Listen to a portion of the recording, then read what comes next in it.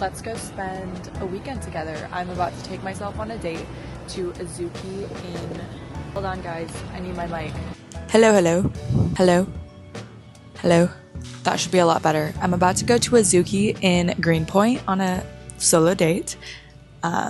And I'm excited to show you guys. Azuki is a Japanese restaurant located in Greenpoint, and I've actually been here before. They are known for their soba noodles, which are made in-house. I sat at the bar again, which is where I sat last time when I brought my mom. I've tried the deluxe sashimi cold soba and the duckshio hot soba, so I wanted to try something different today. What I've noticed about a lot of Japanese restaurants in New York City is that they really curate their space with a bunch of decor, whether that's ceramics, posters, little trinkets. For an appetizer, I started off with this neri tofu. This is made out of buckwheat flour, and it is so silky smooth. It has a slight sweetness from the sesame paste. Paired with the wasabi and scallion, this is such a unique bite. I highly recommend you try it if you come. So initially I was gonna order this appetizer and 2 sobas. I was really hungry. Thankfully, I thought twice and held myself back. I only ended up ordering 1 soba. I decided on the unagi and duck stamina cold soba. This is the newest addition to their menu. This was packed with so many different ingredients and textures. It took me a while to process everything I was eating. The presentation here is always insane.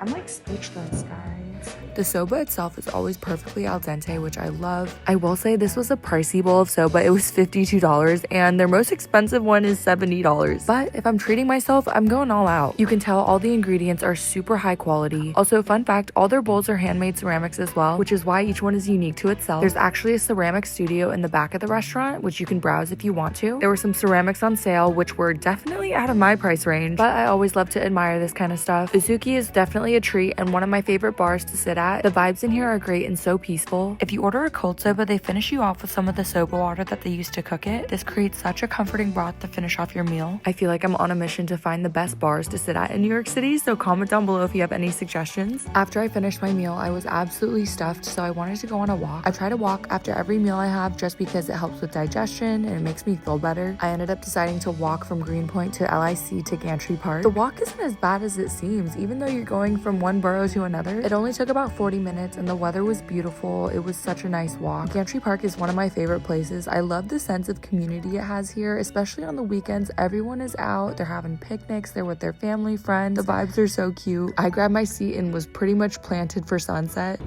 that a camera? It is.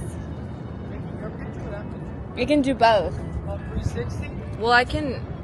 Oh, I see. I got you. Yeah, switch the lens. Yeah, because I have the 360 where it sees everything. Oh, that one's nice. Yeah, that's nice too. Yeah. What's the name of that? It's called the Osmo Pocket 3. Osmo. I got you. Nice. I use my 360 so much today, it's asleep. Is it the Insta 360? Insta X2. Yeah, I've thought about getting that one too. It's good. You move a lot or like water, all that stuff. Right.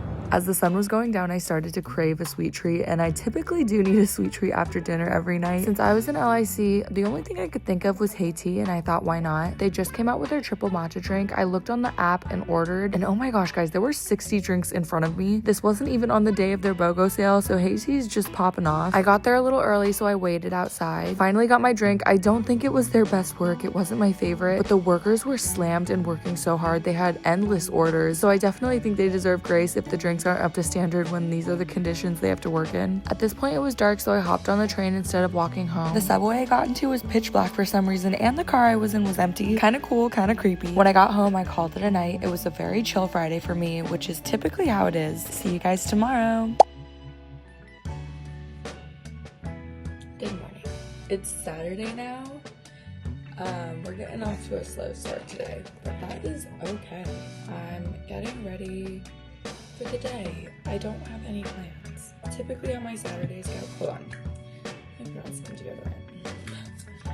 Typically how my Saturdays go, they're really chill. I just decide what I want to do the day of, unless I already have something like really important pre-planned. I think I'm going to go get Sweetgreen. I've been eyeing that peach goat cheese salad. It looks amazing. And I think I'm gonna take it to a park nearby and just eat it. I hope it's nice out. The weather's been so, like it's hot, but it's gray. I don't like it. Yeah, it's gloomy in the 80s right now, so like what it's been for the past couple of days. And what should I do after?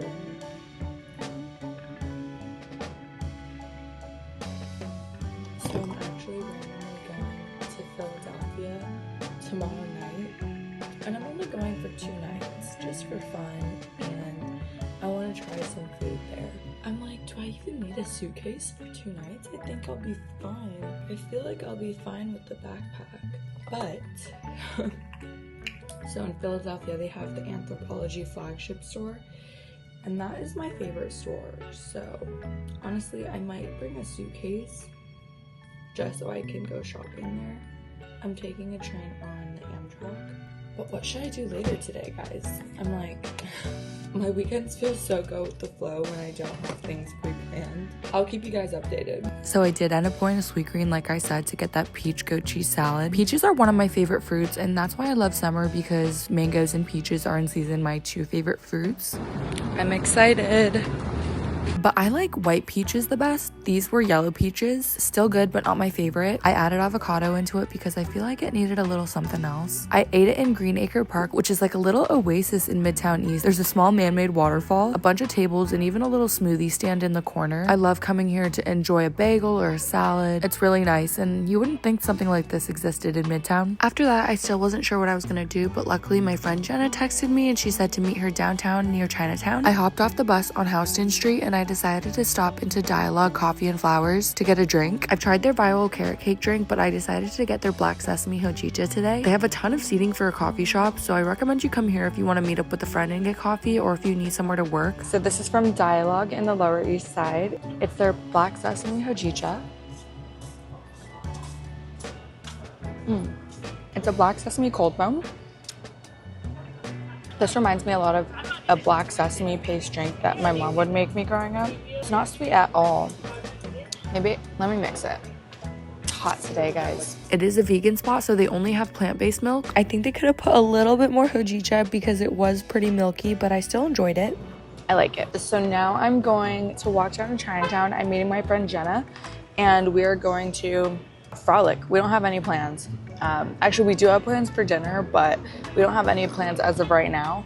I might need a little snack in Chinatown though, because I'm still hungry and I don't know if I can wait till dinner. So Jen and I actually ended up watching the Chinatown basketball tournament. I think this is an annual thing. I believe the tournament is a weekend-long event and there's a ton of different teams and it's just game after game after game, but it's really entertaining. Around 6 p.m. we headed up to Grand Central and actually hopped on the Long Island Railroad. For not having plans, I ended up on quite the excursion, but we were trying a restaurant that I've been dying to try for so long in Murray Hill, Queens. I don't want to butcher this pronunciation, but here is the name of the restaurant. They specialize in grilled eel, and they literally have a tank full of live eel right in the front of the restaurant, so you know it's fresh. They catch and prep to order, so they literally catch it right in front of you. The restaurant was fairly empty when we went, which was surprising because it was dinner time on a Saturday. However, we asked the owner and she said it gets more busy during late night hours because this is like a late night eat spot. People like to come here and drink with friends late at night, and I guess that goes for a lot of Korean barbecue spots too. We obviously ordered some eel, then we added pork belly. We also ordered a cold noodle and a squid jjigae. I honestly didn't think this was going to be enough food at first, but I left so full. It was really cool watching them cook right in front of you on the table. I've never seen a pan this flat before for Korean barbecue, and I only saw 2 people working the restaurant. The woman who was grilling out all the tables and the man who was prepping the eel and the meat. I want to say this is a husband and wife business, but they're open from 2 p.m. to 2 a.m., so super long hours. The banchan was amazing. This was genuinely some of the best kimchi I've ever had. On a hot day, the cold noodles hit, and the squid jjigae was really good. Everything just tasted so homemade. Frozen eel can have a off texture to me, and obviously this did not have that because it was right out the tank, but I think I still do prefer meat when it comes to Korean barbecue. I loved the pork belly. They also have other options on their menu like beef, and they also have cod, which is interesting. I recommend you try this out if you're ever in the area or want to make the trip. I think this is a super unique experience. I've never been to Korea, but I feel like I transported there in this restaurant. After that meal, I definitely needed another walk, so we walked back to Main Street Flushing. We ended up deciding to get Molly tea because I really can't come to Flushing without getting it. It's my favorite. There's so many people out in Flushing right now. It's a Saturday night, so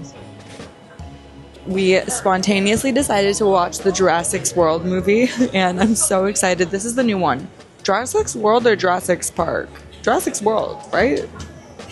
Very excited to drink this. I think Molly tea is still the best milk tea out of all the ones that have opened up. Oh my god. Nothing compares. How's yours? Oh my god, here, try. Try mine. I don't need to try it. That's the OG. It's yum. Whoa! Jenna got the pistachio coconut water one. Really good. We're gonna go watch Jurassic World. The view going back into Manhattan from the Williamsburg Bridge is always so pretty at night. We made our way to the Regal on the Lower East Side on Delancey Street. This is one of the better movie theaters I've been to in the city, at least out of the Regal ones. We got there, we bought our tickets, and then sat down for the movie. I just got back from the movie. I need to take my lashes off. Oh my god, that feels so good. Overall thoughts on the movie. It was kind of not good. Using this Kiehl's face wash. I don't know. It was just a very predictable movie and kind of dumb at parts. No offense. I think the earliest Jurassic Park movies were like so good to me, but they kind of lost the plot with this one. That feels great. Nothing like washing your face after a long day. Something I wanted to ask you guys is, does it take more energy to turn your AC off and then on more frequently, or to just leave it on? I've heard people say both things, but I don't know. It is way past my bedtime. It's like 1:30, so I'm gonna go quickly do my skincare and then call it a night. See you on Sunday. Good morning, happy Sunday. I woke up and ever since I've been awake, I've been editing.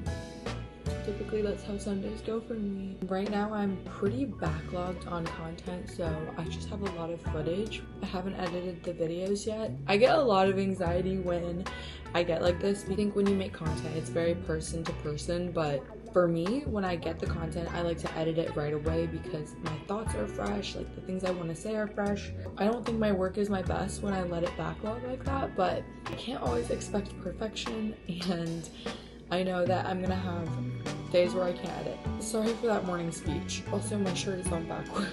For the next hour, I'm gonna work on my Substack. If you guys aren't subscribed, you should definitely subscribe. I'm gonna put the link in the description box. Yeah, I work really hard on these. It's just a really fun hobby and passion project for me, so I really appreciate if you supported that.